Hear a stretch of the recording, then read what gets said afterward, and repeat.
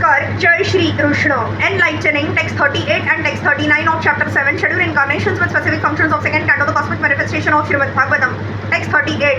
Yara hayal, yeshvapi, satam na hareha kathaha syuha, pashandino, vijanaha, vrushala, nrudevaha, swaha, svadha, vashaditi, smagiro na yatra, shasta bhavishyati, kaler bhagwan yugante.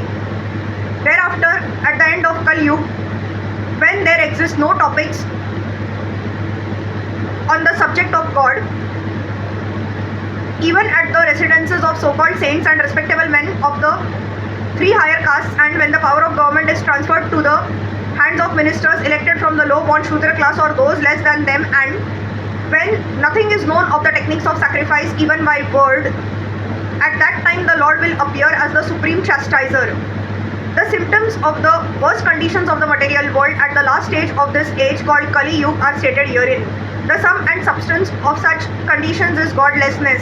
Even the so-called saints and higher castes of the social order, generally known as the Dvijanas or the twice born, will become atheists. As such, all of them will practically forget even the holy name of the Lord and what to speak of his activities. The higher castes of society, namely the intelligent class of men guiding the destinies of the social orders, the administrative class of men guiding the law and order of the society, and the productive class of men guiding the economic development of the society, all must be properly well versed in knowledge of the Supreme Lord, knowing factually his name, quality, pastimes, entourage, paraphernalia and personalities.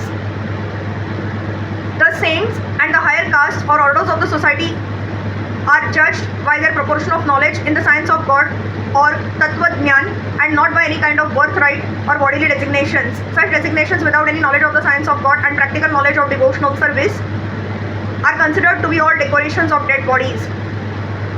And when there is too much inflation of these decorated dead bodies in society, there develop so many anomalies in the progressive peaceful life of the human being. Because of the lack of training or culture in the upper section of the social orders, they are no more to be designated as the Dvijajanas or the twice born.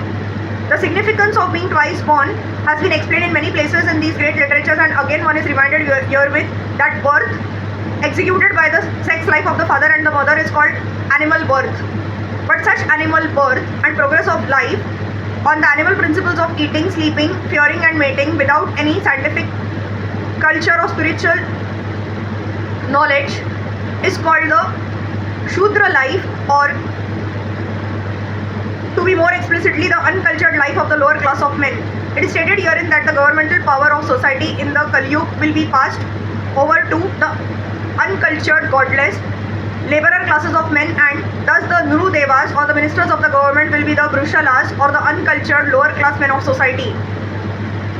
No one can expect any peace and prosperity in a human society full of uncultured lower classes of men.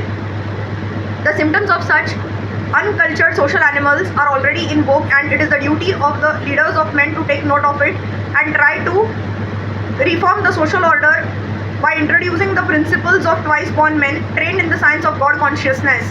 This can be done by expanding the culture of Srimad Bhagavatam all over the world.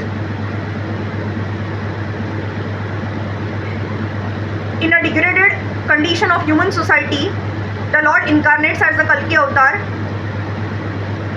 and kills all the demonic without mercy.